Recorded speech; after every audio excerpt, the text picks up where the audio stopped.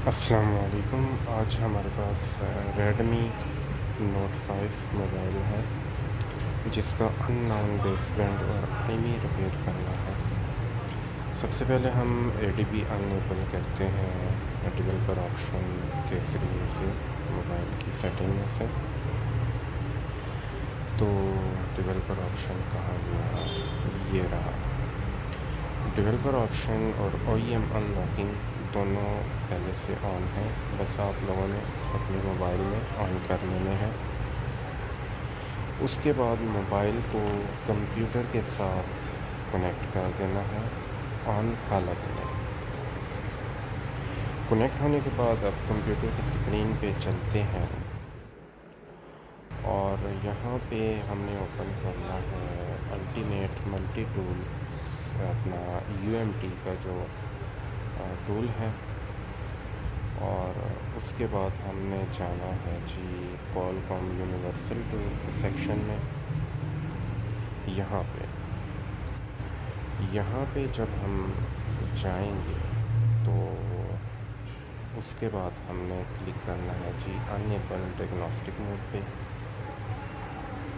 Enable diagnostic mode पे जब हम क्लिक करेंगे तो मोबाइल एडीबी मोड पे कनेक्ट होना चाहिए और उसके बाद मोबाइल का जो डायग्नोस्टिक मोड है वो आसानी से ऑन हो जाएगा। कंप्यूटर के डिवाइस मैनेजर में हमें डायग्नोस्टिक मोड के ड्राइवर का पोर्ट शो होगा, जैसा कि मेरे कंप्यूटर पे आप लोगों को शो हो रहा होगा। अभी ये डायग्नोस्टिक मोड के ड्राइवर इंस्टॉल हो रहे हैं जो कि हो चुके हैं।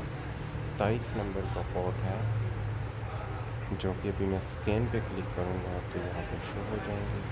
अभी मैं रीड पे क्लिक करूँगा तो हम मोबाइल का रीड पे क्लिक करने से मोबाइल का जो QCM की फ़ाइल है उसका बैकअप लेंगे, जो कि आपको टूल पे नज़र आ रहा होगा कि बैकअप लिया जा रहा है QCM फ़ाइल का। तो यहाँ पे कुछ वक्त लगाएगा। आप जब इसका बैकअप लेंगे या रिपेयर करेंगे तो वहाँ पे आपको वक्त लग सकता है, क्योंकि मैंने वीडियो को शॉर्ट किया हुआ है। तो ये QCM बैकअप जो है वो डेस्कटॉप पे मैंने Redmi Note 5 के नाम से सेव कर दिया। अब मैंने अल्टीमेट मल्टी टूल को बंद कर देना है और अब मैं ultimate multi tool QC5 tool को ओपन करूँगा, UMT के टूल को। और डिवाइस मैनेजर में मैं दिखा देता हूँ कि मोबाइल को अब हम टेस्ट पॉइंट के ज़रिए ऑफ़ हालत में कनेक्ट करेंगे। टेस्ट पॉइंट आपको नज़र आ रहे होंगे, सामने 2 पॉइंट हैं। उन दोनों पॉइंट को आपस में ट्यूज़र की मदद से हम अटैच करेंगे और USB कनेक्ट कर देंगे। इन दोनों पॉइंट को आपस में ट्यूज़र की मदद से शॉर्ट करना है और USB कनेक्ट कर देनी है, जिससे मोबाइल ADL मोड में कंप्यूटर के साथ कनेक्ट हो जाएगा। पोर्ट में आपको Qualcomm के ड्राइवर नज़र आएंगे जब आप कंप्यूटर के साथ कनेक्ट करेंगे। तो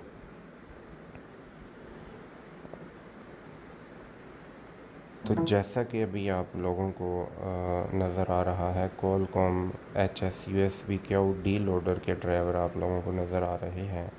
इसका मतलब है कि मोबाइल EDL मोड में कनेक्ट हो चुका है। अभी हम Xiaomi स्पेशल सेक्शन में जाएंगे, वहाँ वाइप EFS EDL मोड पे क्लिक करके साथ में जो वाइप का बटन है उस पर क्लिक करेंगे तो मोबाइल का EFS की जो पार्टीशन है वो वाइप हो जाएगी। तो यहाँ पे भी आप जब क्लिक करेंगे तो वक्त लेगा कम से कम 4 से 5 मिनट।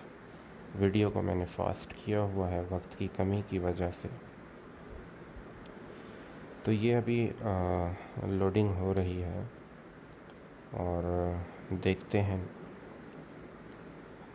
और मैं एक और बात भी बता दूं कि वीडियो तो आप देख रहे हैं तो चलें, चैनल को ज़रूर सब्सक्राइब कीजिएगा। मैं अपनी हर वीडियो में आसान अल्फाज में आप लोगों को समझाता हूँ हर परेशानी का हल, हर मोबाइल की हर बीमारी का हल आसान अल्फाज में, क्योंकि बहुत से दोस्त और भाई ऐसे होते हैं जिनको नहीं पता होता। अभी हम मोबाइल को अभी मोबाइल की बैटरी अटैच की है और मोबाइल को ऑन करेंगे। मोबाइल को ऑन करने के बाद हमने करना ये है कि जो टूल हमने अल्टीमेट मल्टी टूल किया उसी फायर ओपन किया है उसको क्लोज़ करेंगे और ऑन होने पे ऑन हालत में हम एडीबी मोड के ज़रिए दोबारा मोबाइल का डायग्नोस्टिक मोड ऑन करेंगे अल्टीमेट मल्टी टूल से। तो मैं सबसे पहले तो मैं शो करवा देता हूँ कि मोबाइल का जो आईएमई नंबर है वो तो शो हो रहा है, लेकिन जो मोबाइल का बेस बैंड है वो अननोन है। उसके लिए जब हम मोबाइल की सेटिंग में जाते हैं, सेटिंग में कहाँ पे, अबाउट फ़ोन में जाते हैं, यहाँ पे ऑल स्पेसेस कहाँ गया, ये रहा, ये रहा। यहाँ पे हमें बेस बैंड वर्जन अननोन मिल रहा है, ये रहा। तो इसको अब हम रिपेयर करेंगे, आईएमई को भी रिपेयर करेंगे, क्योंकि हमें नेटवर्क नहीं मिल रहा मोबाइल पे। तो उसके लिए मैंने मोबाइल को ऑन हालत में एडीबी के साथ कनेक्ट करना है। एडीबी ऑन होना चाहिए डेवलपर ऑप्शन में, और अल्टीमेट मल्टी टूल ओपन कर लेना है। ओपन करने के बाद मैं ये तो ओपन होने में बहुत देर लगाते हैं, तो इसको ओपन होने दें। लें जी, ओपन हो चुका। अब हमने क्वालकॉम यूनिवर्सल सेक्शन में जाना है और अनएबल डायग्नोस्टिक पे क्लिक करना है, जिससे मोबाइल का डायग्नोस्टिक मोड ऑन हो जाएगा। यहाँ पे वक्त ले रहा है और ये हमारा डायग्नोस्टिक मोड ऑन हो चुका है। तो आप देख रहे होंगे कि मेरा मोबाइल रूटेड नहीं है, बग़ैर रूट के मैं सारा काम कर रहा हूँ। किसी किस्म का मैंने बूट लोडर अनलॉक नहीं किया। तो उसके बाद मैं अब चलता हूँ अल्टीमेट मल्टी टूल में क्यूसी फायर में, और मोबाइल का जो आईएमई नंबर है वो रिपेयर करूँगा। क्यूसीएन फाइल की जो बैकअप हमने लिया था वो लगाऊंगा। यहाँ पे हमने अपना आईएमई नंबर टाइप करना है जो मोबाइल को हम लगाएंगे। ध्यान रहे कि मोबाइल का आईएमई नंबर चेंज करना इल्लीगल है, तो हमेशा मोबाइल को वही आईएमई नंबर लगाया करें जो मोबाइल का ओरिजिनल आईएमई नंबर होता है। और ये हमने अभी मोबाइल का आईएमई नंबर यहाँ पे टाइप करके लगाया और रिपेयर पे क्लिक किया, यस पे क्लिक किया। उसके बाद हमने जो बैकअप की फ़ाइल ली थी क्यूसीएन की, सबसे पहले वो हमने सिलेक्ट की, और अब हम अपने डायग्नोस्टिक मोड का जो पोर्ट है वो यहाँ पे सिलेक्ट करेंगे रिफ़्रेश करके। ये मैंने सिलेक्ट किया और ओके कर दिया। ओके करने के बाद आईएमई रिपेयर और बेसबैंड अननोन रिपेयरिंग का जो सिलसिला है वो शुरू हो जाएगा टूल पे। यहाँ पे आपका 10 से 15 मिनट लग सकते हैं, लेकिन मैंने वीडियो को फॉरवर्ड किया हुआ है, उसकी स्पीड बढ़ाई हुई है, इसलिए मेरी तरफ वीडियो में जल्दी हो रहा है। तो